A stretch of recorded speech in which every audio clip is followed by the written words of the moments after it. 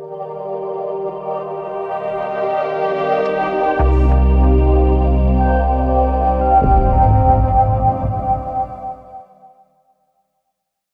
everyone, and welcome to episode 36 of SAMA. SAMA is a webinar where we invite an expert to talk about the area of expertise. Today's expert is Dr. William Wong. Now, Dr. William Wong is very qualified. He's a Texas Complementary and Alternative Medicine Association professor member, and also a World Sports Medicine Hall of Fame member. He's a classical naturopath, PhD, exercise physiologist, certified athletic trainer, and a certified sports medicine trainer. If that's not enough, he's also an old Rite Catholic priest and a health fitness consultant. So Dr. Wong has done plenty in his life. Now, he doesn't look very old, but he's had more than 45 years of professional experience in natural health as applied to sports medicine and rehabilitation. He's been studying SET techniques, that's Systemic Enzyme Therapy, in both the US and Germany. So he's also well-traveled. Dr. Wong is widely acknowledged as one of the foremost experts in the field of systemic enzyme therapy, and his work in understanding the mechanism of action is the mainstay of all system enzyme therapy work around the world. Now, in this episode of SAMA, you will learn how inflammation is the root cause of almost every disease, from cancer to Parkinson's, from diabetes to heart disease. And so this SAMA is probably one of the most important SAMAs you'll ever see. So welcome to our SAMA. Dr. Wong, if you don't mind, I'll call you William. That's fine. It's wonderful to have you with us, and Thank you. I'm sure that people are going to learn a terrific lot today. So what is systemic inflammation? Systemic inflammation is inflammation that happens body-wide, usually from stress, wear, and tear. Give you a great example. If your bicep gets tired, what do? You rest it. Your heart works 24 hours a day, 7 days a week. So does your liver, so do your kidneys, so do your lungs. If they stop to rest, what happens to you? You're dead. You're dead. So the same way that motors build up heat when they constantly work, and especially work at a load, our internal organs build up an inflammation, a heat, as they work and they don't get enough rest, and we stress our lives, and we don't eat well, we don't supply the right fuel, whatever the stressor is. So systemic inflammation, this is the way we learn it in school. Irritation produces inflammation. Inflammation produces induration, hardening, via fibrosis, and then fibrosis causes death. In anatomy, we learn that fibrosis is what kills most all of us. If you take an 18-year-old cadaver in an anatomy lab and an 80-year-old cadaver, and you take out the internal organs, you take a look at them. The 18-year-old looks full size, nice and juicy, like what internal organs are supposed to look like. And the 80-year-old, though, the internal organs are usually shrunken, about 1/3 the size that they were back when they were 18. If you cut through the 18-year-old's internal organs, it feels like very firm gelatin.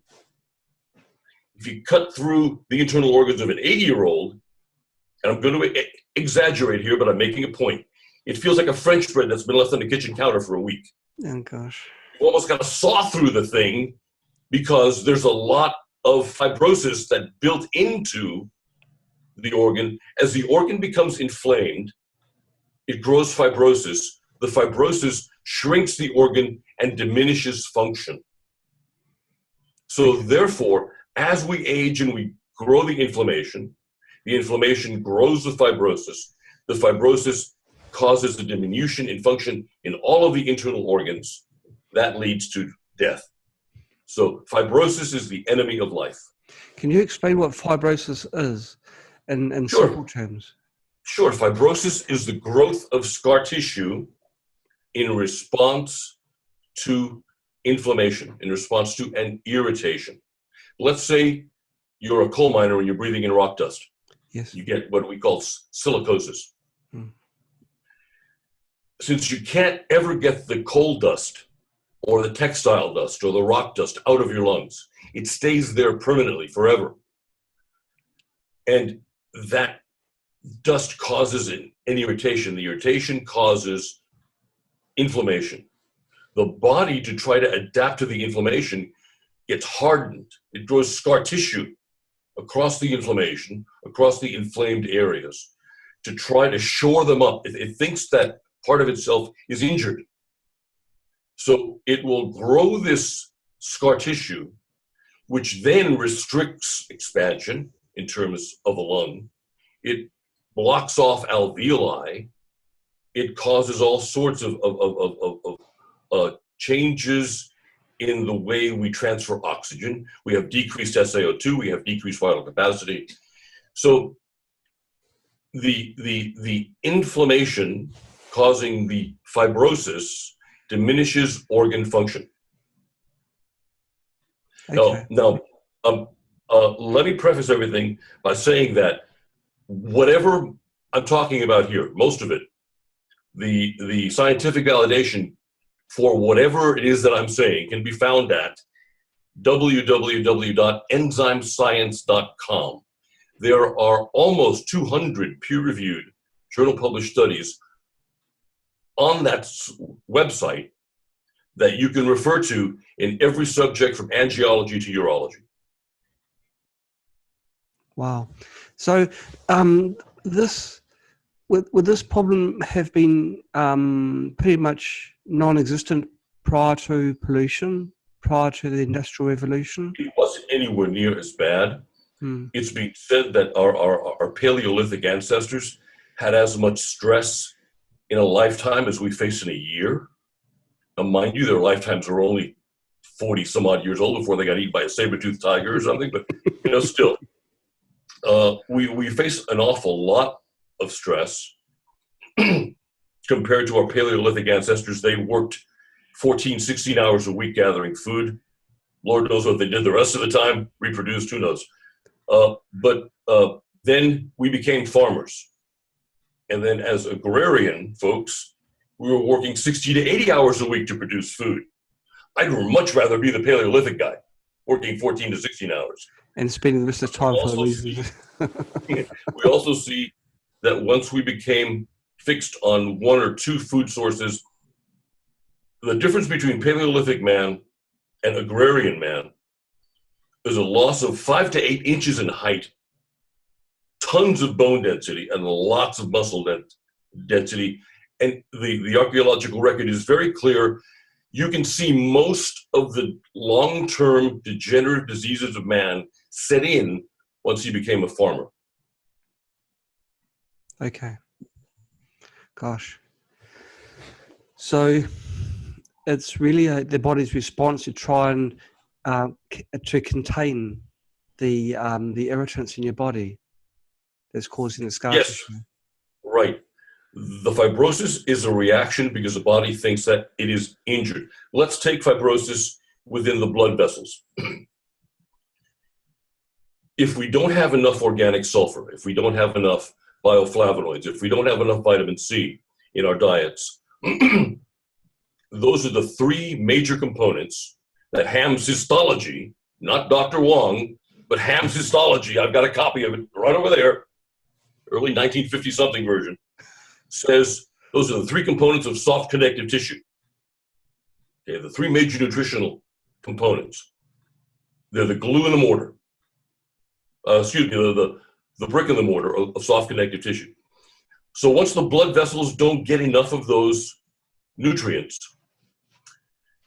they may strain. You may have a blood pressure episode, and all of a sudden, blood vessel balloons out. It gets damaged. So the body thinks, okay, I have a piece of damage here. Let me shore it over by putting scar tissue in there. And it develops this spider web of fibrosis over the damaged area. Perfectly normal. That's what the body's supposed to do. But on that patch of fibrosis accrue fat, accrues ionic calcium. It's about the consistency of toothpaste. And then bingo, you've got arterial plaque. Right. But the insult, the inflammation comes first, and then the development of the plaque. Okay. So let's talk about two diseases that don't have an itis or an osis as a suffix. Let's talk about Parkinson's and let's talk about Alzheimer's. In Alzheimer's, we see in amyloid deposits, protein cross-linking, growing in the brain, short-circuiting neurons. In Parkinson's, we see amyloid deposits also growing. And matter of fact, the latest experimental drug for Parkinson's just got a grant. It's a version of nattokinase. The enzymes that we make can go in and eat away at those amyloid deposits if we make enough of them. Problem is, the 5 or 6 proteolytic enzymes, the protein-eating enzymes that we make in the pancreas or that we eat from our food, we use up most of them. We have just like we make a finite amount of dopamine in a lifetime, and we can tell when a person is premorbid, when they're about 3 or 4 days from being dead. We do urine catecholamine testing. We don't find any catecholamines. Okay, he's not making dopamine. He's going to be dead in 3 or 4 days. Gosh. Because there'll be nothing connecting the brain to the body. We can do the same thing with proteolytic enzymes until a premorbid condition. We use up 40% of our enzymes between 0 and 27. Guyton's physiology tells us that old age begins at 27, but it doesn't say why. It took the work of Dr. Max Wolf at Columbia, who was a PhD. No, he was an MD, an OBGYN, he had 7 PhDs to figure out why. And the why is, think back to when you were a kid. You sprained your ankle, okay? You, walked around for 10 minutes, you went back in the game. After 35, that same level of sprained ankle, that same degree of injury would take you 3 weeks to get over. When you're a kid, you cut into your finger. Heals with an invisible scar, pliable, soft. Getting much past 40, you cut your finger. What happens? You heal with a keloid. This big lumpy thing, this ugly thing that's growing where your scar was. Some people get plastic surgery. And what do the plastic surgeons fear more than anything else? The growth of keloids on their beautiful work. Big lumps of scar tissue looking horrible. Okay? Because from 27 on, instead of doling the proteolytic enzymes out with a tablespoon the way we used to back when we were younger, we know that if we use up the proteolytic enzymes at that same rate that we did between 0 and 27, we'll be dead by 40. So the body begins to dole out the proteolytic enzymes in the pancreas with an eyedropper instead of with a tablespoon. So healing slows down, fibrosis grows, inflammation accrues. The body's natural way of fighting inflammation is via the proteolytic enzymes. The proteolytic enzymes eat away at any exogenously tagged protein. The pro-inflammatory cytokines that we make, the circulating immune complexes that our immune system makes to create inflammation are tagged as exogenous protein. And exogenous means it doesn't belong there. It isn't part of you. Like when you eat a steak, that piece of steak is not part of you, so the enzymes know to go destroy that or break down that exogenous protein. Okay. So when we're young and we create inflammation, enzymes go right in there, eat away the exogenously tagged pro-inflammatory cytokines. Bingo, no inflammation, you don't have any fibrosis. Post 27, especially post 35, all of a sudden, your old aches and pains are coming back to say hello. Every injury you had when you were a jock as a child or as a youngster, as a teenager, are saying, hi there, remember me? Remember when you did this? Yeah. And they're biting at you because we no longer have the enzyme level to suppress the inflammation that injury is still trying to produce. The injury is still there. It might have never resolved. Gosh. So all of this diminution in enzyme production causes this grand increase in pro-inflammatory cytokine making by the immune system, and we can control it if we put in the enzymes from the outside. So you're saying I'm sorry, go ahead. Can we maintain the enzyme levels of prior to the age of 27 throughout? Yes. Wow. If we take them in from the outside. Okay. This is the work of Dr. Max Wolf. Dr. Max Wolf wrote a book, Enzyme Therapy, which was published in English by Viking as Enzyme Therapy, published in 1973. And if you look in Amazon, you may still find an old copy of it. There's another work by a Dr. Milky, who's a physician, and 3 other physicians, and I don't exactly remember what the title of their book was, but it took most of Dr. Wolf's research, which he did for Pfizer. The Pfizer didn't want it because they couldn't patent the enzymes. But it took most of Dr. Wolf's research and collated it so physicians could understand where Dr. Wolf was coming from. Okay. Gosh. So, okay, the big question. Sooner or later, I'm going to reach 27 and I'm going to be concerned about it. So what sort of foods, what can I do to maintain my enzyme level? Well, unless you're Dr. Patricia Bragg, who's a friend of mine, she walks into her garden every morning and picks out what she's going to eat for breakfast. Whether she's in the States or whether she's down under in Australia, that's what she does. Picks out her own foods, eats it right there, very fresh. When you pick an orange,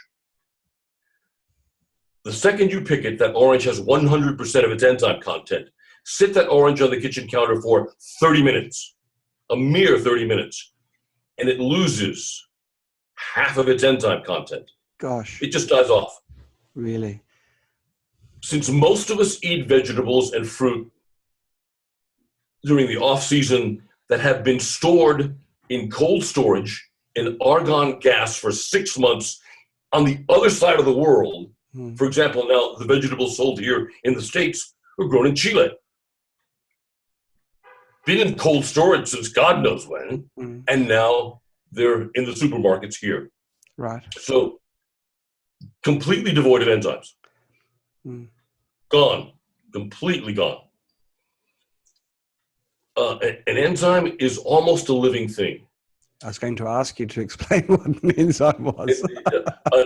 Okay, and an enzyme is a biocatalyst. It's something that speeds up chemical reactions and makes other things work.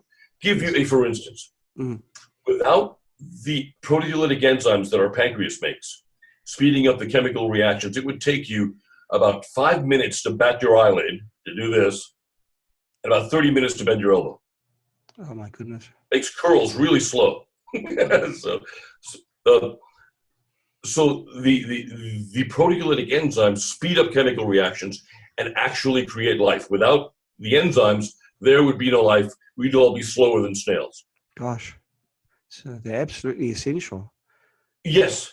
And everyone thinks of enzymes in terms of digestion, but that's the last thing they do. First, the enzymes go from the pancreas, or the enzymes that we eat go from the small intestine. And here we get into trouble with, especially with the American nutritional schools and with the American scientists, because no one here believes that enzymes can be absorbed. They're too large and dull in weight. We'll get to that in a second. But the enzymes that we eat first go body-wide to fight inflammation, to fight fibrosis, to cleave exogenous proteins. They're lock and key mechanisms. Specific enzymes only work on specific substrates, specific things to unlock to eat. An enzyme lyses, it eats. And as for the absorption issue, salmonella is 5 times larger than the largest enzyme. We have no trouble believing salmonella can be absorbed. We have the clinical evidence. Well, first, the animal studies that were done showed that they had absorption and therapeutic action. If there was no absorption, there'd be no therapeutic action. Horses and dogs don't get placebo effect. Then with the humans, they not only monitored the amount going in, they monitored the amount in the blood and in the tissues, doing biopsy and blood work. Yes, the enzymes were there in 15 to 30 minutes once they were ingested. And here we have the difference between what nutritional physiology teaches, especially here in the States, and what the pharmacologists are doing. Because the pharmacologists have been using enzymes since the 1930s, the proteolytic enzymes, to increase the absorption of stuff. In Germany, India, even in the States, in Japan, and across Asia, antibiotics are mixed with serrapeptidase, with pancreatin, to greatly increase absorption, increase it up to 50% or more. The enzymes are mixed with other medications to increase absorption. So the pharmacologists know that the enzymes get absorbed. Why don't the nutritionists know that the enzymes get absorbed? There's no crosstalk here. There's no cross communication. Okay. But be that as it may, we have 200 peer-reviewed journal-published studies minimum. You can even go on PubMed and find some more to show that there's therapeutic action. If there wasn't absorption, there wouldn't be a therapeutic action. So does the enzymes have got to survive the acids in the stomach? Yes. They have to be enterically matrixed or enterically coated, just like we time release cold capsules or cough remedies. There was a Dr. Laserbossum and a Dr. I forget. It was a German and a Czech who first developed a method of enteric coating when they were at Mucos Pharma, the parent company of the first folks who invented systemic enzymes. And then they taught that at MIT, the enteric coating techniques, where they taught pharmacology. When you enteric coat something, you either coat it in sugar and fiber, or you coat it in the advanced enteric coating things. Substances are plant walls and plant mucilage. So we have all the cellulose of the plant wall and the plant glues that basically glom onto whatever you want to mix them with. And they don't dissolve unless they hit an environment of at least 6.5 pH. Okay. 7 is better. So any enzyme that isn't enterically coated or enterically matrixed, yes, will die when coming in contact with stomach acid. Although here I have to say that 40% of the people over 40 don't make stomach acid. Vegetarians never make stomach acid. Really?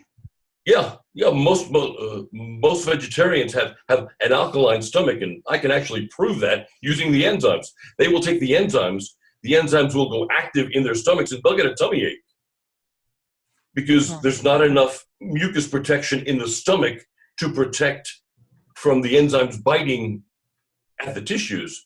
So while the enzymes are sitting there before they go down into the small intestine, where there's a ton of mucus protection, and the enzymes don't irritate at all, the enzymes will bother the stomach in a good many vegetarians. There's something about after folks have been vegetarian for 6 months to a year, a good many of them, if not most of them, lose the ability to make hydrochloric acid. And in general, 40% of the people over 40 have lost the ability to make hydrochloric acid. Gosh. Now, you're just touching on enzymes passing through the stomach. They needed to have the coating of cellulose. But how about enzymes in the orange, in that example that you brought up before? Because that wouldn't be coated in... No. And you're going to lose some to the acid medium in the stomach. You're going to lose some to the acidic nature of the orange itself. Some will survive and some won't.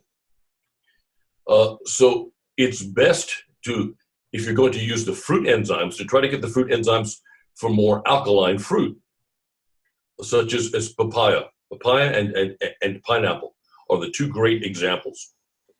eating fresh pineapple, you'll get a ton of bromelain. The bromelain is both anti-inflammatory and anti-fibrotic.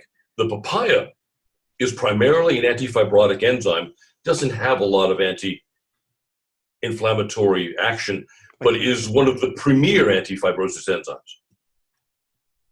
Wow.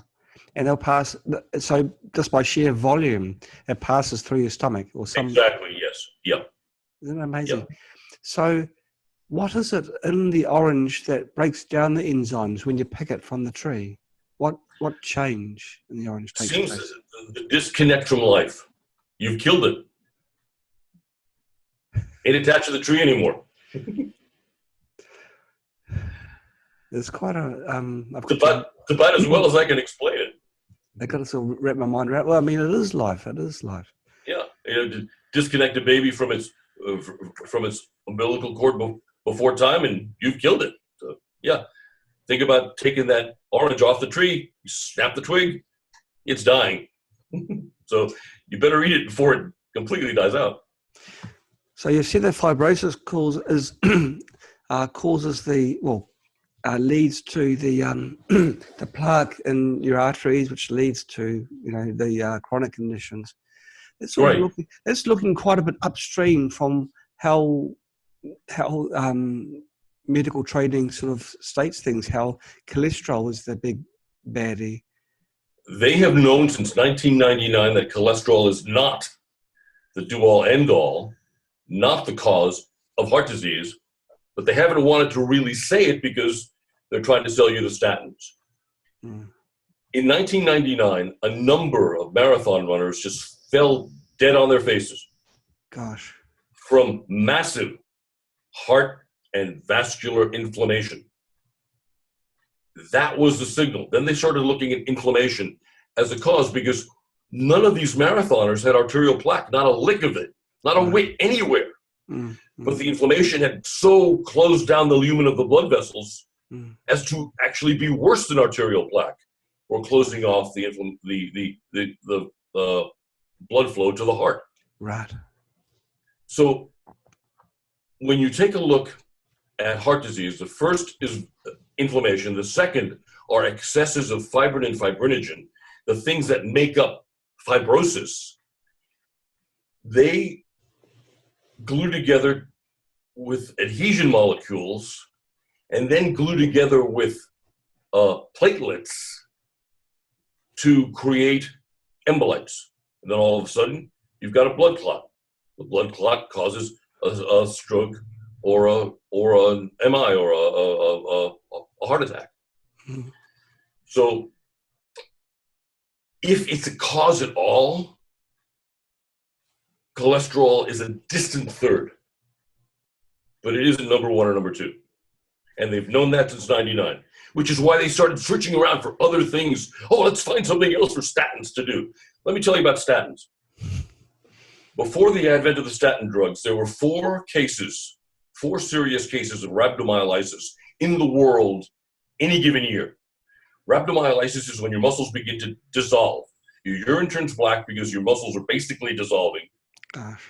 Your skin becomes filled with methane gas because your muscles are dissolving. Mm. Depending on how fast the dissolution is, some muscles actually balloon. The skin balloons. So when the surgeon goes in to cut away all the dead tissue and he pierces the skin, you get all this brown goop all over the operating theater. It's really messy.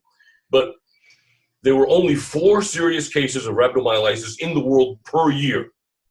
Once the statin drugs hit, there were thousands of cases of rhabdomyolysis, along with the death of lower extremity nerves, along with liver damage leading to death. The statin drugs are actually deadlier than the diseases they're trying to prevent. You said they cause death to the lower nerves because from people that I've talked to who have taken antistatins, they find that their lower parts of their body becomes weaker first. Right. Exactly. Yes. It's wasting away the muscles in the lower extremities, and it's killing the lower extremity nerves. Gosh. Almost not exactly like a diabetic neuropathy, but yeah, close. Isn't that dreadful? And of course, once something's dead, what can you do? You can't. Once nerves die, there ain't no bringing them back. The only tissues in the body that can rebuild, unless Jesus comes down and taps you on the head, are the ones that have ribosomes. If the cell structure in the tissue does not have ribosomes, Yes, then they don't usually rebuild. Now, I will make an exception to this. The modern stem cell therapy can rebuild some tissues that don't have ribosomes, especially when the stem cells are taken from one's own bone marrow. There's a Dr. McKenna, who's a famous orthopedist in South Lake, Texas, who developed the technique of taking one's own stem cells out of bone marrow, yes, and putting it into joints, putting it into whatever. It'll get to the point where they can rebuild your organs with it, even if they don't have ribosomes. Gosh. But this comes from Dr. Paul Nihans, who started this whole thing in Switzerland back in the 1930s by taking live sheep tissue cell samples and injecting it into his patients. So if the patient had a weak liver, they would take fetal cells from the liver from sheep and inject it into the patient. So Dr. Nihans gets no credit, but he's actually the father of stem cell therapy. Gosh. Well, what can you say? But isn't it shocking how, as you say, with the introduction of antistatins, because an enemy has been recognized, be it false or otherwise, and they've developed antistatins, the drugs, to combat this imaginative Don Quixote enemy. Right. And it's causing havoc. And I don't think anyone I've talked to has taken antistatins and not experienced muscle weakness in some form. Let's take that even further. The statins prevent the formation of, let's call it bad cholesterol. Okay.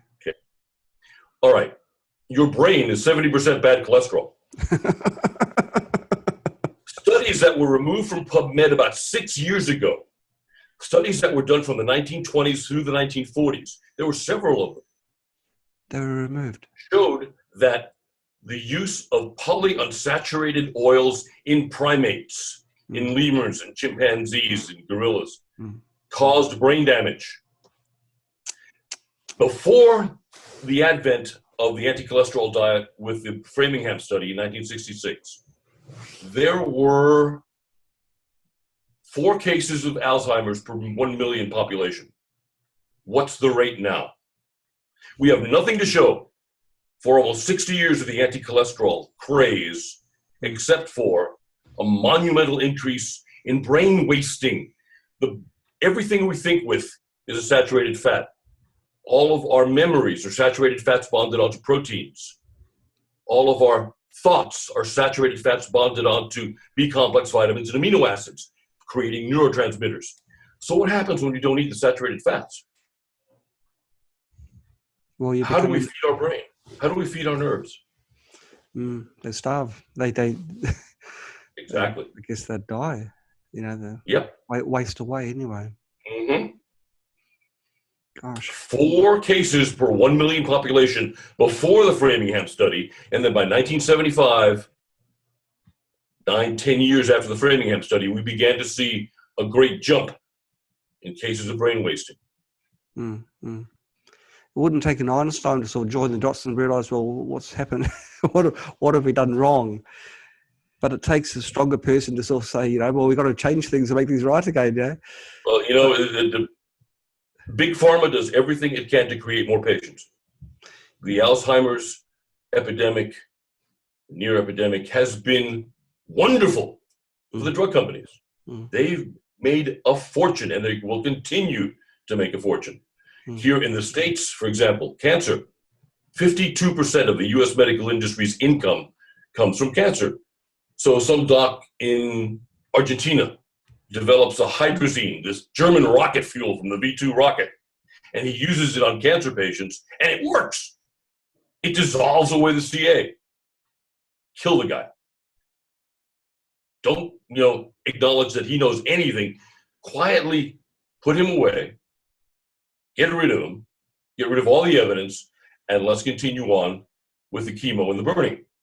Mm-hmm. Only 10% of oncologists here in the States, when they were anonymously asked questions, would put themselves through the same chemotherapy radiation that they do to their patients. What does that tell you? Yeah.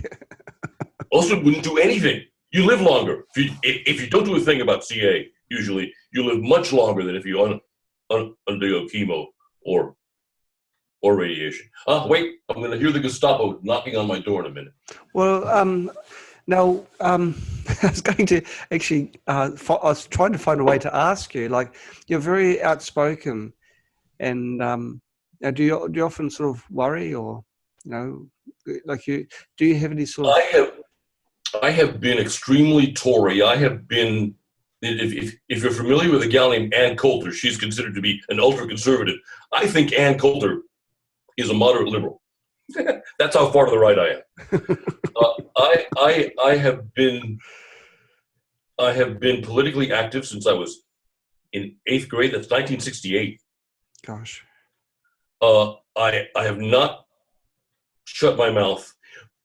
All of my friends who have gone to work for the 3-letter agencies, for the alphabet agencies here in the States, have stopped talking to me altogether. Well, that's a good way to find out who your real friends are, though. Exactly. But no, I have been this way. All of my radio shows carry my opinion about things, especially the politics of big pharma. I've been doing my radio show since 2007. Been politically active since 1968. Been extremely vocal and verbal. And so far, there have been some threats, but no one's ever taken a shot at me. They're welcome to. I need the practice. Oh, just in case, folks, the only time I'm not armed is when I'm in the shower, and it's close. So. I'm just wondering, William, whether some of we had a practice run for the summer a few days ago. We talked about your family background and what your family's been through. I was wondering if you could tell the viewers what that is, and that may explain some of your toughness. Well, my father, on the 7th of December of 1941, was on a Dutch freighter, a Dutch cargo ship, in the Straits of Malacca. They saw a Japanese destroyer come over the horizon, and they hightailed it, flank speed, being chased by the destroyer. They made it to Australian waters. From there, my dad signed on with the Allies, and he did convoy duty in the North Atlantic for the next 4 years. Anyone familiar with convoy duty in the North Atlantic in World War II? The U-boats were out there torpedoing Allied cargo ships left, right, and center. The life expectancy for a sailor doing North Atlantic convoy duty was 2 weeks. My dad lasted 4 years and change. They would take cargo in the Gulf ports of the United States and in the Southeast, so New Orleans, some of the other Gulf ports, Galveston, and in Savannah and in Charleston. Then they'd go to Portsmouth, England. As they traveled in convoys, the German submarines would weave their way in and out and sink ships left, right, and center. My father saw lots of people die and lots of ships sink. He met my mom. The ships would take on cargo in the Gulf. They would refuel in Havana, and then they'd head up to Portsmouth from Havana. Okay. My father had a cousin who used to sell my mom dry goods. He introduced them on a blind date. He made her wait until he survived the war because he wasn't sure he was going to survive the war. Gosh. And then he married her, brought her to the States. He had earned the right to have U.S. citizenship by... more than several times over, I think. Exactly. And then my mom jumped through all the hoops she had to jump through to be naturalized as a citizen. But I grew up first on the Lower West Side of Manhattan, and then in some of the toughest places in Brooklyn. Yeah. So, I don't sound like Sly Stallone because, like Hamlet said, I did much of how to forget that learning. The attitude of the people that I grew up with was extremely tough. They had survived the Great Depression. They had survived the Second World War. I knew people who had invaded Normandy on D-Day. I had friends who had grandfathers who were in the Battle of the Argonne in the First World War. So it was this general attitude. Now, mind you, with my generation, half of us became left-wing hippies, half of us stayed extremely right-wing Tory conservatives. I'm with the right-wingers. Didn't start smoking dope, didn't start doing whatever. So that attitude permeated everything else that I did. My guidance counselor in high school told me I was only good for digging ditches. What's that? I promised myself right then and there that I would roll up my doctoral dissertation and shove it up his ass. Only the son of a bitch died before I got to do that. Obviously, they didn't have enough enzymes in their diet. No, there wouldn't have been enough enzymes to digest the dissertation. It was pretty thick. Gosh, this is quite a story. So, you also mentioned just like in the war, you lost quite a few family members. Oh gosh, yes. Thank you for reminding me. My dad's family was quite large. What the Japanese would do when they took over a city, they did it in Hong Kong, they did it in Shanghai, they did it in Singapore, is a mini version of what they did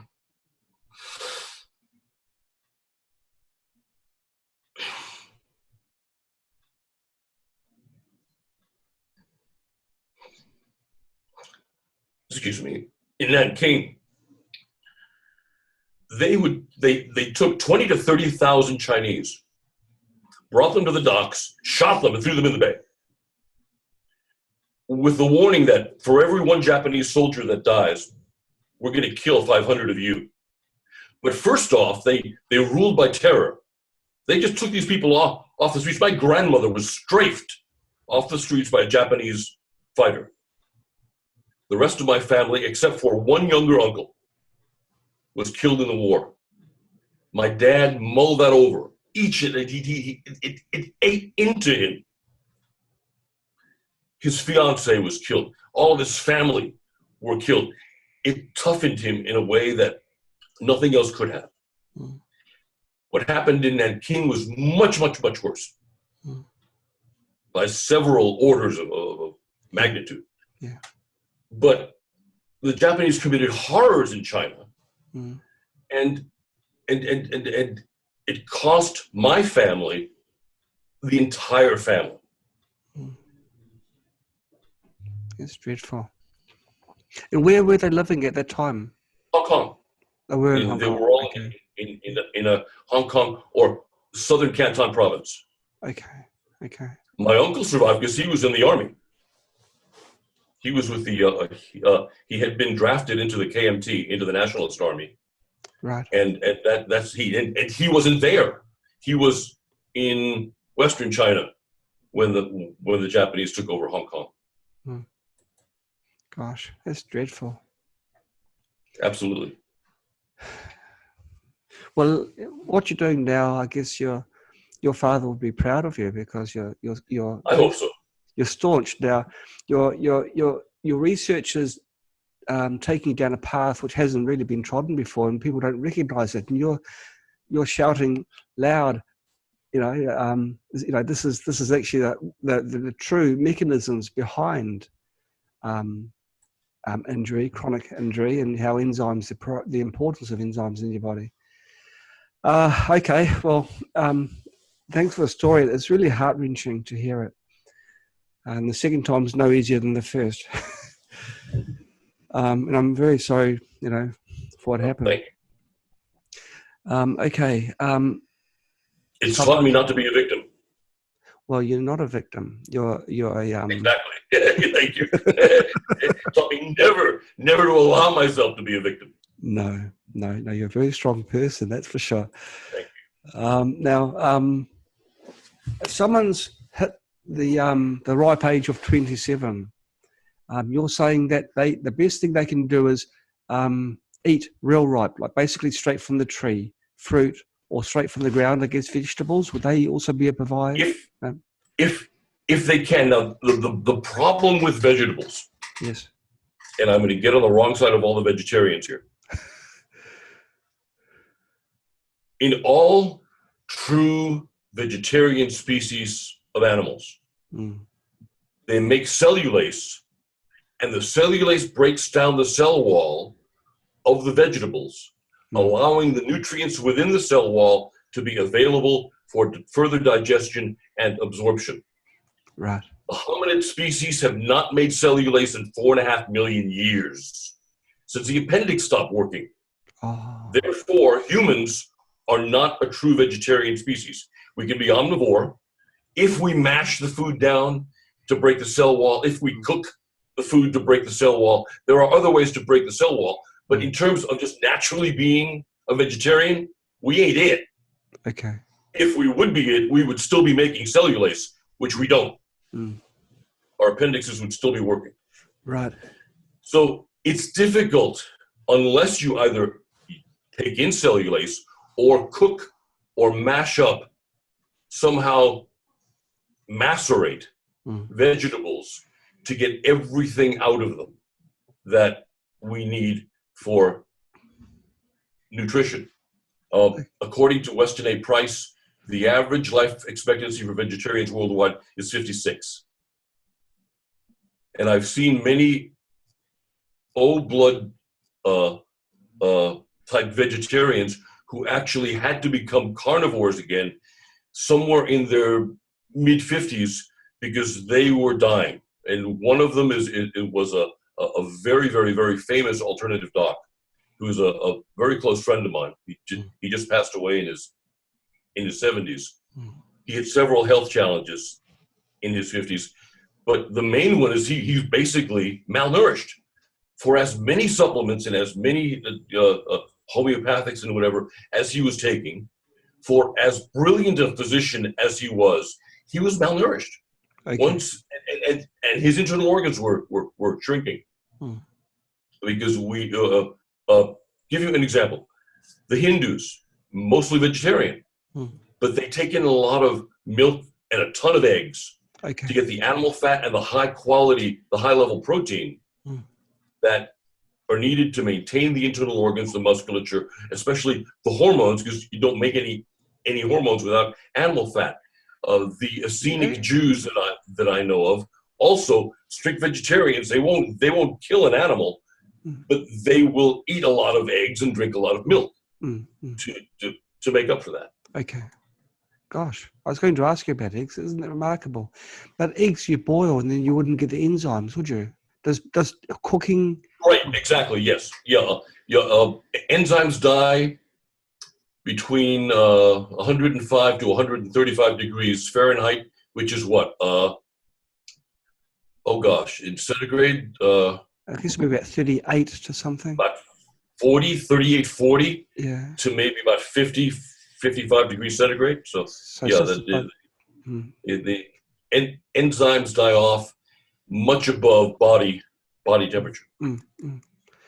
So there's nothing you can do about it then. If it's, I guess you can make vegetable smoothies.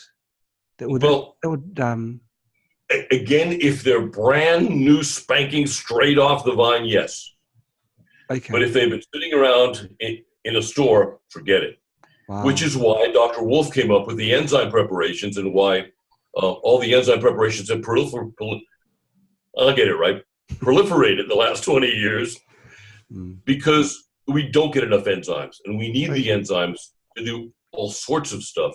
And the taking in of enzymes in a capsule is a lot easier than trying to pack enough enzymes into a smoothie, because some of the enzymes that you need to take aren't exactly found in vegetables or in food. For example, we need to find an enzyme that replaces our own chymotrypsin.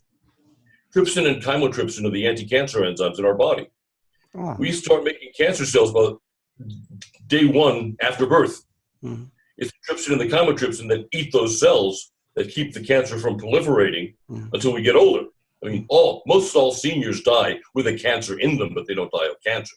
Okay. But as soon as the level of trypsin and chymotrypsin plummets, or when we eat foods, for example, soy has a trypsin inhibitor. Soy has been known to cause thyroid cancer. Soy has been known to shrink thyroid. Soy has been known to cause a few other cancers, including breast cancer. So when most of the beans and the peas and the pods have trypsin inhibitors in them that reduce our production of trypsin or that neutralize the trypsin, therefore we can't use them either for digestion or for systemic action. Okay. So if we take the enzymes in from the outside in a preparation, then the administration of the enzymes is a heck of a lot easier. Okay. And are there enzymes that have been made in tablet form that are like trypsin type enzymes? Yeah. These days enzymes are either extracted from fruits and vegetables, Okay. or they are fermented in big vats, just like beer. Okay. So the most powerful fibrinolytic and anti-inflammatory enzymes at present are serrapeptase and nattokinase. I don't particularly like nattokinase because it can have the same bleeding effects as the drugs of warfarin, Coumadin, and heparin. Most of the enzymes have a feedback mechanism to know when to stop lysing, when to stop eating blood proteins. Nattokinase in nature, in the natto cheese, is there with vitamin K, and the vitamin K stops the overthinning of the blood when you eat the natto cheese. But when you separate the nattokinase enzyme from the natto curd, you leave the vitamin K1 behind, all of a sudden you've got nothing to stop the bleeding.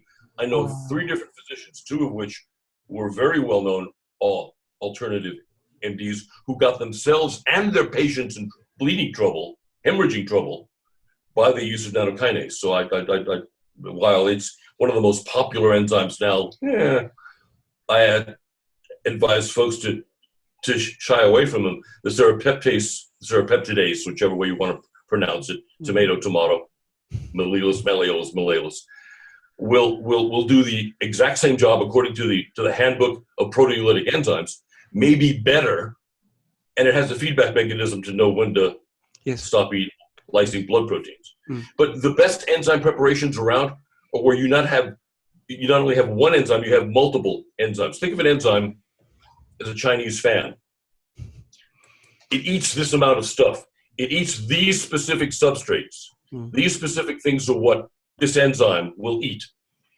Dr. Wolf found that when you combine several different protein-eating enzymes and cause them to overlap, you have a much broader span of action, and the anti-inflammatory and anti-fibrotic effects of the enzymes are much greater.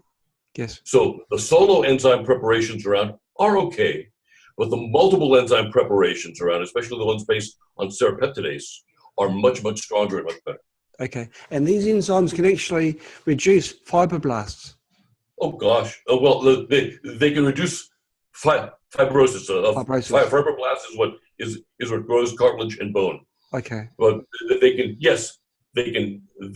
lyse away at the pro-inflammatory cytokines because they're protein tagged as exogenous proteins.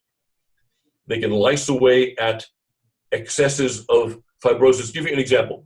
In German medicine, whether it's orthopedic surgery or intra-abdominal surgery, it's standard procedure in allopathic German medicine, not naturopathic or homeopathic. In allopathic German medicine, it's standard procedure to feed the patient systemic enzyme post-operatively to prevent the formation of scar tissue. Gosh. Is that known? Oh, isn't it kind of crazy? Because it's something it's not a poison. She ain't a drug. It's actually natural, isn't it? Enzymes are natural, right? It's just Yes, they are supplementing. completely non-toxic, have no LD50. You can take an entire bottle of mine or anyone else's enzyme preparation in one shot, and the worst you'll get is a case of the runs, but it'll clean you out wonderfully. and rather than do this, what do? They give you antistatins, anti-inflammatories, and Right. oh gosh, It makes big pharma money. yeah, it's terrible.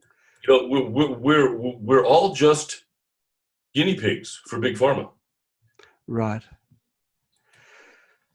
Well, that's a little bit depressing, but I mean, for people that are watching the video now, they'll know that they look for a broad spectrum enzyme tablet that's been Exactly. coated with cellulose, so it can survive. I invite everyone to come and take a look at our zymessence.com website that explains my systemic enzyme product, Zymessence,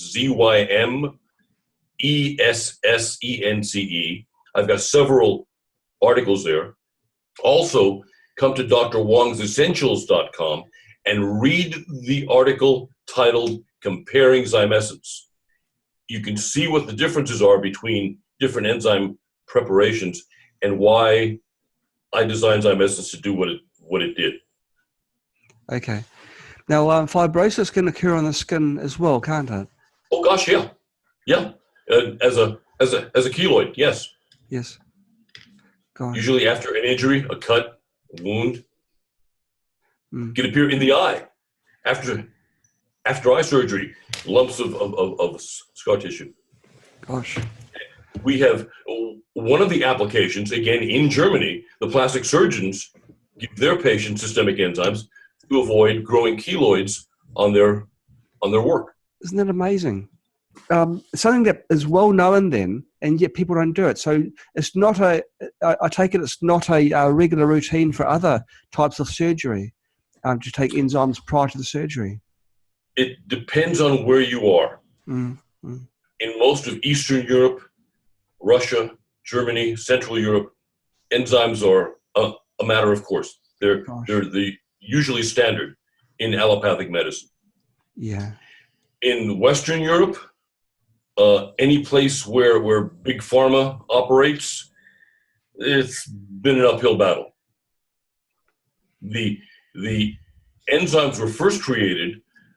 The first enzyme preparation was created by Dr. Max Wolf at Columbia University in the 1940s and 50s. Yes. Again, as I said before, Pfizer didn't want it. They couldn't patent it because you can't patent nature.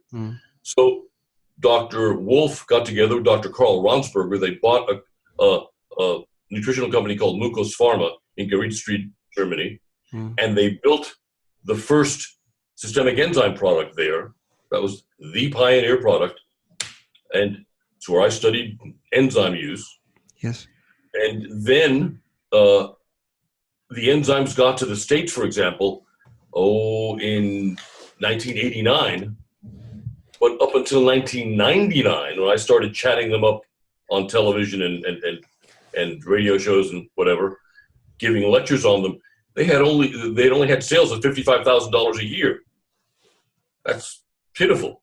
Yes. Once they caught on and people understood what the enzymes could do, that particular company started having sales of 6 to 8 million a year. Gosh. Which they no longer do. No. A few things happened with that company. That Dr. Ronsberger passed away, and it's had 2 or 3 different owners. Just got bought out by Nestle. God, let's see what they do with it. Nestle, they're the fast food company, aren't they, or drink company? Or Nestle is one of the evil companies in the world. Well, Nestle is a company that tells mothers in the third world not to breastfeed their children. That breastfeeding is bad. Feed them Nestle infant formula instead. I'd like to hang the CEOs and the higher ups in Nestle alongside the folks from Monsanto and the other chemical companies. It sounds like you haven't got any strong opinions on the matter. Yes, I know that a lot of their products do contain artificial sweeteners and other things which aren't quite so nice. But I guess it's up to the consumer to make the choice, and vote with their pockets. Exactly. Okay. Let's look. I'm reading through the questions now that were sent to us from our friends on Facebook and elsewhere. Okay. The fibrosis in the skin we've covered. Okay. The question was asked: can we consider liver fibrosis as an inflammation disease of the liver? Yes. Okay. The liver becomes inflamed, Yes. whether through alcohol use or bad eating or God knows what. It will grow fibrosis. It will grow fat to pad itself. The enzymes will lyse away at the fibrosis and lyse away at the fat, because all proteolytic enzyme preparations, the pancreatin in most proteolytic enzyme preparations, also contain lipase, and the lipase eats away the fat. Oh. So we can take an alcoholic with a sclerotic liver and extend their lifespan by feeding them systemic enzymes. We won't cure it. It will simply delay the inevitable if they keep on drinking.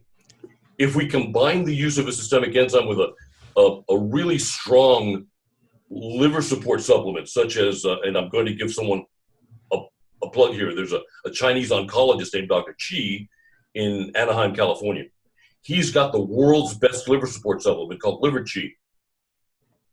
His website is chi-health.com. Okay. If you combine a systemic enzyme product with the Liver Chi, then you could really extend the lifespan of a liver patient. Take a diabetic kidney transplant patient. Their kidneys died from glomerulosclerosis. They got all filled with fibrosis they couldn't filter anymore. Okay. So they get a brand new kidney. The life expectancy on those patients is 3 years. That's it, a mere 3 years. Gosh. We take those patients and put them on systemic enzymes and put them on another of Dr. Chi's products, kidney chi, they'll last for decades. Not only that, but they will do something that urologists will tell us is impossible to have done.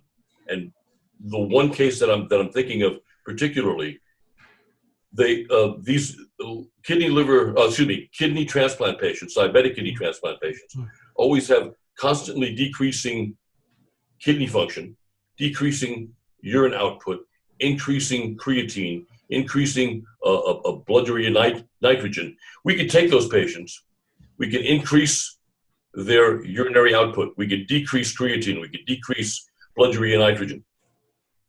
We could basically add years and years and years onto the 3 years they had expected them to live, just by the use of systemic enzymes and the kidney chi. Gosh. And that's what, one tablet a day? We've done it. We've done it. Is it like one tablet a day they take, or do they have to take? Of Dr. Chi's kidney chi, I think it's 2 to 3 capsules 3 times a day. If they use my systemic enzyme, it's 1 to 2 capsules 3 times a day. Okay. Okay. If someone's a diabetic because their pancreas is not capable, is there like a fibrosis in the pancreas that's causing diabetes? Because you were saying in type 1 diabetes, and I proposed this back in 2005. The diabeticians gave me a hard time. I think a year or 2 ago, I think it was either the University of Adelaide or Melbourne, finally did an in vivo study on type 1 diabetics. But basically, they confirmed what my assertion was. My assertion was that the inflammation in the pancreas, which is had by all diabetics, but especially type 1, that the fibrosis, that the inflammation grew fibrosis in the channels that the beta cells use to excrete the insulin into the bloodstream, and that it was that blockage that caused the type 1 diabetes. And we said that because we had administered the enzymes and zinc to type 1 diabetics, and their A1Cs all went down. Didn't work in maybe 2 to 3% of the cases. In the majority of the cases that we tried and that I advised docs to play with, it worked. In some of the cases, the reduction in A1C was so extreme as to make the patient no longer insulin dependent. Gosh. Now, people will ask, why the zinc? I was just about to. All diabetics are zinc deficient. You can't make any hormone, especially insulin, without zinc. There are 2 minerals that are the cofactors for all hormones, zinc and magnesium. And we in the Western world are pitifully deficient in both. Okay. But zinc is through diet. Your body can't create zinc. No, but you can take it as a pill.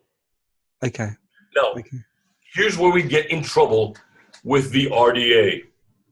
The RDA was invented to keep people sick. Let me tell you how the FDA uses the RDA.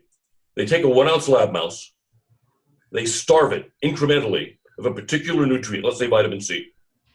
They starve it 5 milligrams at a time. They ignore the micro deficiency signs. They ignore the bleeding gums. They ignore the falling out hair. They ignore the looking ratty. When the mouse gets full-blown scurvy, looking ratty. Only when he gets full-blown scurvy, they go back 1 dose. Yeah. To the dose before he got full-blown scurvy. They add 5 units of measure, and bingo, that's the human RDA. How much more do you weigh than a lab mouse? Aren't your physiological processes going to be in need of more vitamin C than that of a 1 ounce lab mouse? The U.S. Academy of Sciences criticized the FDA for how they formulate the RDA, but yet it has become the world standard, God help us. I thought they did it in proportion to the weight. So the mouse is 1 ounce, so really? Yeah, about a 1 ounce lab mouse. Yeah. Yep. So when we look at something like zinc, the RDA is 15 to 30 milligrams. Okay, 15 to 30 milligrams for a 1 ounce lab mouse to keep him from getting sick. How much more does a 100-pound human need? Let's just extrapolate a little bit. Now we'll get the folks on the other side saying, well, too much zinc will make it toxic. Okay, how much zinc is that? And has anyone ever tried? I knew a physician, Dr. Hermann von Game, who was the youngest physician in the Luftwaffe. I think he just passed away last year. He was a physician twice over from Max Planck University of Bolzano, had degrees in engineering, electrical engineering, and something else from Max Planck. Brilliant man. He was taking 300 milligrams of actual elemental zinc. And I'll explain the difference here. When you take a look at most nutritional chelated minerals, for example, calcium, you get a bottle and it says it has 100 milligrams of calcium citrate per capsule. We forget that calcium citrate is a blend of the calcium, the elemental mineral, and the chelating agent, which is the citric acid. The industry standard in the nutritional industry is that it only has 15% elemental mineral, and the rest of the 85% of the preparation is the citric acid. So out of 100 milligrams of calcium calcium citrate, you only get 15 milligrams of actual calcium. Gosh. In 30 milligrams of zinc citrate, you get 4.5 milligrams of actual zinc. We've got the only preparation in the world that gives you 100 milligrams of elemental zinc per capsule, and no one's ever gotten toxic on it. Yet, down under, the Australian Health Ministry won't let us into the country with the zinc. We can sell everything else, but the zinc is too strong. And that zinc's available to your body. It's in a form that your body can use. Oh gosh, yes. Yes, once you chelate a mineral, non-chelated minerals will get absorbed eventually, providing you have enough hydrochloric acid in the stomach. That's the kicker. If you don't have enough HCl, if the mineral is chelated, if it's bonded onto something, that will carry it across. And anything in the vitamin C family will carry just about anything else across. Give you an example. An old med school trick for a headache is to take 2 ibuprofen and 500 to 1,000 milligrams of vitamin C. You're ensuring that those 2 ibuprofen get absorbed nearly 100%. Usually absorption is maybe 5 to 15%. 50 tops if you're really good at digesting, which most of us aren't. If Throw in the vitamin C, you get almost 100% absorption. Your headache goes away almost instantly. Wow.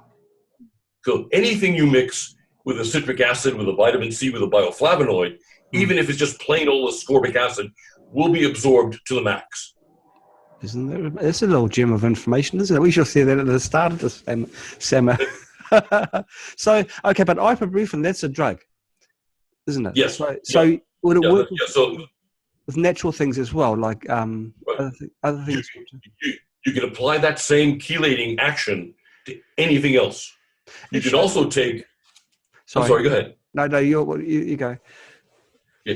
You can also do what I said you can do with the enzymes. You can take the enzymes, the proteolytic enzyme, mine or anyone else's, with any other preparation, with an antibiotic, with an anti-pain medicine, with any nutrient, with any herb, and greatly increase not only the absorption, but the utilization, because you're actually digesting it down to its component parts. Isn't that remarkable? I know when people take iron tablets, if they also take vitamin C at the same time, the absorption rate goes high, and the pennies just drop now. Yes. Why? Right. Yeah. By the way, the best absorbed iron is ferrous ammonium sulfate. There's no constipation. It gets absorbed almost instantly and almost totally. I can take any severe anemia patient, and in 3 days, feeding them 3 tablespoons of ferrous ammonium sulfate a day, you can find in a triple S tonic, not the pills, but the tonic. That's out of a company in Atlanta, Georgia. I can take any anemia patient and turn them around in 3 days on SSS tonic. Gosh. World's best absorbed iron anywhere. I used to make an iron preparation, and I quit making it because it wasn't as good as triple S, so I don't... Well, how would you make an iron preparation? We just dissolve iron flakes? Actually, yes. You make them organic. You make them organic by chelating them. So it's almost like you're almost like digesting them. Give you an example. When an animal eats a mineral, that mineral was inorganic when he ate it. He processed it through. He made it organic. All of a sudden, if you eat it, you'll get much greater absorption than if you had it from its original elemental mineral source. Okay. When I grew some citrus tree when I was young, a little bit of time ago, I had old nails underneath citrus plants. And exactly. And it was like a symbiosis, because the citrus plants, their fruit is high in vitamin C, and I guess the iron would also be drawn in. Exactly. Yes. I've done the exact same thing with oranges, with orange trees. Yes. Okay, so the orange itself would have a high iron content, would it, if I did this? Higher, yes. Okay. Exactly. Okay. I wondered about that. A lot of pennies are dropping around here during this. That's remarkable. Oh gosh. And so there's a way that people can restore their health by supplementing their diet with either natural enzymes, or if they're not able to, they can take enzyme tablets. And it's something that's so simple, and I bet they're cheaper than drugs, antistatins as well. Probably, yes. And it's cheaper than getting sick. So, if you think about it, what's the usual allopathic cure for fibrosis? It's surgery. You go in and you cut away the scar tissue. Well, the surgery itself just creates more scar tissue. So you have women who've had a C-section. They've grown a ton of fibrosis. It's restricted their bowels. It's strangulated their intestines. The surgeon goes in, cuts away the scar tissue. 2 years later, they're back under the knife, because that surgery that cut away the scar tissue in itself created more scar tissue. And you might as well put a zipper in those gals, because you're going to be in every 2 years to cut away the scar tissue. Yeah, gosh. Yeah. So if you know you're going to have surgery, go and pile up on some of the get some enzyme tablets and start taking days. That's exactly what the Germans do ahead of surgery, and then they suspend it for they stop the enzymes 3 days prior, because the enzymes take about 24 to 36 hours to get out of the body. The animal enzymes do. The vegetable enzymes and the fruit enzymes leave the body in 4 to 6 hours. The animal enzymes, like the pancreatin, leave the body in 24 to 36. So they stop the enzymes 3 days prior to surgery. Then immediately, right after surgery or 1 day post-op, the Germans start the enzymes again. Isn't it remarkable? Well, I guess that if you're in charge, if you're making the decisions of healthcare today, I think the world will be a different place. Thank you. Which is why they'll never let me near. Well, the world needs strong people like yourself to make a change. And change, or changes don't take place at once, but I think we've passed the 100 monkey mark. I think enough people, I think enough people are asking questions and opening their eyes and realizing, well, hang on a moment, why wasn't I taught this at school? Just about everything we've been taught is a lie. Yeah. Everything from history to politics to, gosh, you name it, it's all a lie. And I'm big on revisionist history, and let's not even go there. But just about everything we have been taught has been a lie to perpetuate the existence of what is. What we have now. Mm-hmm. Yes, exactly. Okay, well, I'm an optimist, and I believe that there is going to be a change, and it's going to be in my lifetime. I pray so. And I know that people like you are going to stand their ground, keep on, sounding their trumpet, and people are going to listen to you. Thank you. Dr. William Wong, we've been blessed to have you on our webinar program today. Thank you so much for accepting our begs, our pleads for you to come on. Thank you for having me on board. It's been a lot of fun. We've during each summer we do learn new things, but in this particular one I've learned a terrific lot. A lot of them long words. So yeah, and thank you for your time with us. You're very, very welcome. And God bless you all. And thank you, Facebook and all the other Speaking to family. Lovely to have you on. And that's it for today. Well, I'm not sure what's happening next week because China's got a New Year celebration, and I might be heading down south where the weather's a little bit warmer. Which, but that's not an excuse for not having a webinar. It just depends on the hotel internet speed. So we'll see what we can do. And William, we'd love to have you on again at some later stage because, of course, tell me when. I'll be there. Your questions would have only sort of prompted more questions. But we have run out of time. So thanks again, and thanks everybody. Very well. Goodbye. God bless. That's been amazing, and it's something so simple. This is something which I get a lot from some of the experts that we have on. Is sometimes stupid, simple things, and somehow Homo sapiens, in their vast intellect, have lost common sense, and there's a cheap solution. Not very common. No. And talking to you is just remarkable because you've come from a family that's had real hardship, real suffering, real losses. But what you're doing is giving real gains to people now.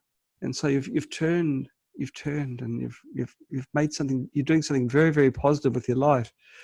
I'm trying. Thank you. Yeah. But you're a beacon of light. Thank you. Well, I'll let you get on with your evening. I'll get on with my day. I've got people looking at me in a funny way, so obviously they've got something to tell me. I hope it's good stuff. So I hope it's something like lunchtime or something. In China, the foods, because it's such a huge country, everything's either stored everything is stored really, or radiated, and radiation would cause damage to enzymes as well, I suppose. So it completely kills them. All of the U.S. military meals, the MREs, yes, meals rejected by Ethiopians, they're all bombarded with gamma rays, and it so changes the protein structure. The body doesn't quite recognize it. It basically turns it into fiber, and it expels it all out. So a steady diet of that by troops actually weakens them. Yes. Don't tell the Chinese that. Oh well, I think it's known, but I mean, what can you do? Because you kind of start. You've got to feed the people. Yes, exactly. I think they do a really good job. Actually, it's actually quite amazing. No one goes hungry here. Really, Oh, good, good, they good, they excellent. the authorities here do a fantastic job. But and of course, the country's so big and so many people, how can everyone go to organic and just picking things from the ground? And the Well, big and the problem with, and here I'm going to go step on toes again. Problem with organic. A late doctor friend of mine, one of the best diagnosticians I've ever known, yes, was a parasitologist. okay, And he surprised a bunch of folks at a seminar once by saying, all of you organic vegetarians out there, especially you raw food eaters, you folks are so totally loaded with parasites, it isn't even funny. And everyone went, oh, no, it's just the meat eaters who get parasites. He goes, no, the bugs lay eggs in the fruits and vegetables. Since they're not killed off by anything, you eat those larvae. They grow inside of you. You never get rid of them. Right. In Canada and in Mexico, the use of untreated human feces is legal. Really? In organic gardening. So Pancho has a bunch of parasites. Pancho poops by the tomatoes. The bugs crawl from Pancho's poop into the tomatoes and start living there. You eat the tomatoes, you get the parasites. If you've ever seen x-rays of sushi eaters and organic vegetable eaters, parasite x-rays, when they put in contrast, it's frightening. Because all you see are little white squiggles everywhere in the muscle tissue and in the organs. Luckily, ivermectin will kill almost all of it. What will kill? Ivermectin. Ivermectin is an anti-parasitic drug invented by the Japanese. In the tropics, it has saved millions of human lives. It's mainly used here in the States for veterinary purposes because the U.S. medical system would rather sell you 5 or 6 drugs to do what one ivermectin treatment does. Does it have any negative things? Does it do anything? No, not at all. Really? Safest drug on the planet. Gosh. You could just as well be drinking water. Can you spell that for me? 1 cc of ivermectin. Yeah. 1 cc of ivermectin per 100 pounds body weight, roughly 50 kilos. Taken once, and then 2 weeks later, take another cc per 50 kilos. That's all you have to do. Do that once a year. 99% of your parasites from your brain, your kidneys, everywhere will be dead. Gosh, can you spell that for me? This is one of the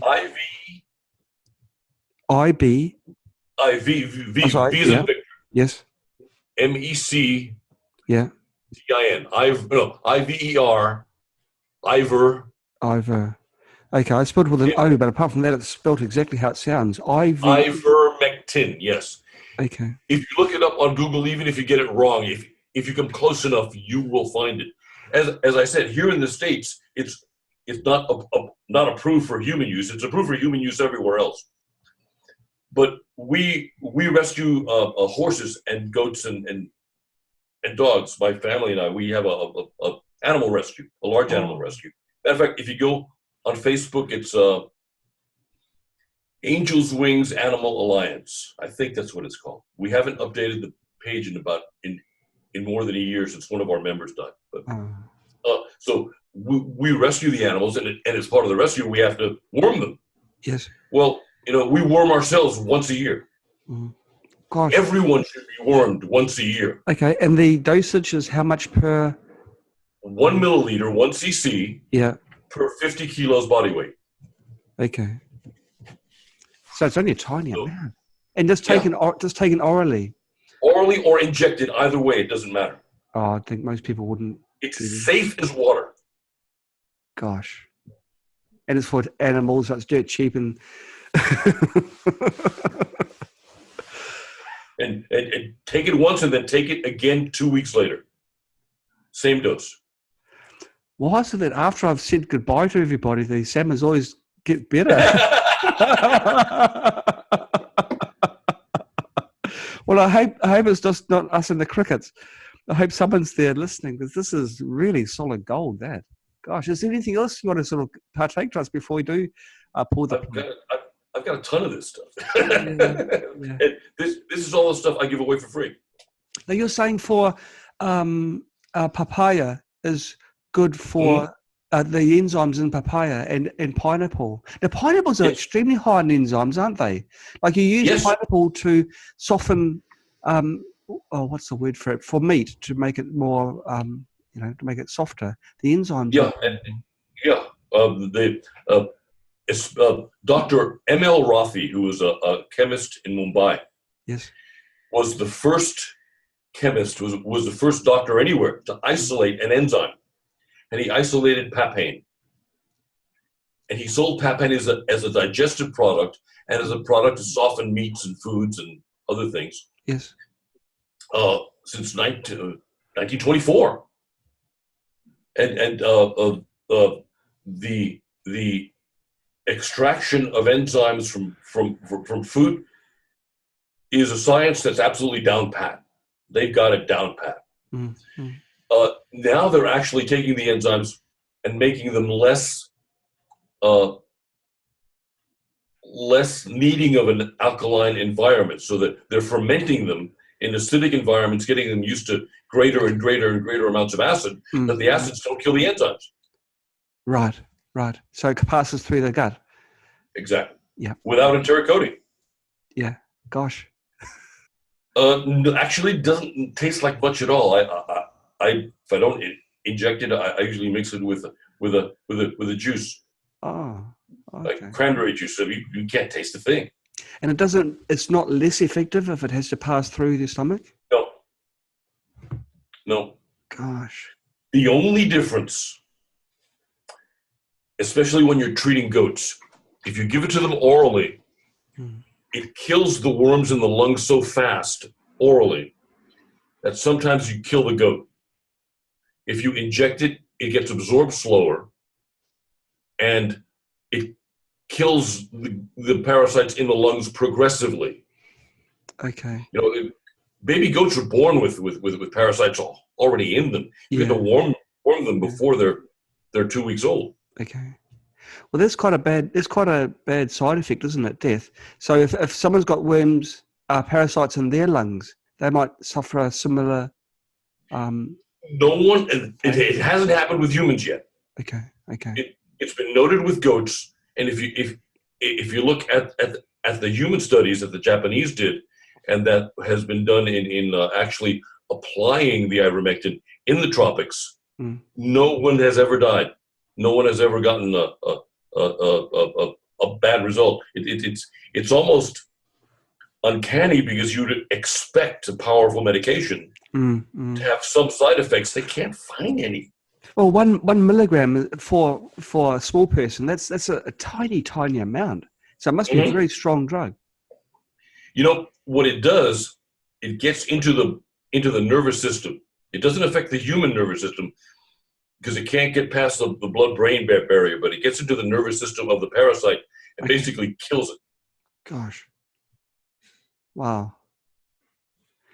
Well, that's the sort of thing I wanted school to teach me. None of this, nonsense which we get drummed in. Yeah.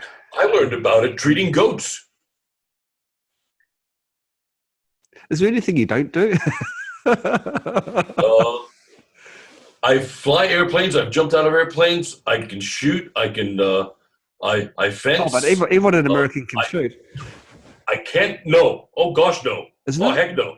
Oh, that's no. The city boys can't shoot worth a shit. Oh, okay. Man, they think they could shoot. They couldn't hit the broadside of a barn if they tried. Okay. The country boys can shoot, and they can shoot very well. Yeah. But about the only thing I don't do is play the ball sports. Okay. Balls, like football, basketball, baseball. Okay. Balls are the instruments of childhood, and I hold that any man who still plays with the instruments of childhood is locked into his childhood. Well, that's good, isn't it? That's an entirely different subject. Okay. Well, childhood's great. Those are my best, best times of your life in your childhood. No cares, no responsibility. And yeah. Yeah. Well, that's a good note to finish, isn't it? Childhood. That's why it I'm waiting. lasts so, Yeah, and White comes around a so second time short. as well. Yeah, yeah. Okay, thanks again, William. Have a fantastic evening, and thanks everybody God bless for you. Well, listening. thank you. Okay, Bye. bye-bye.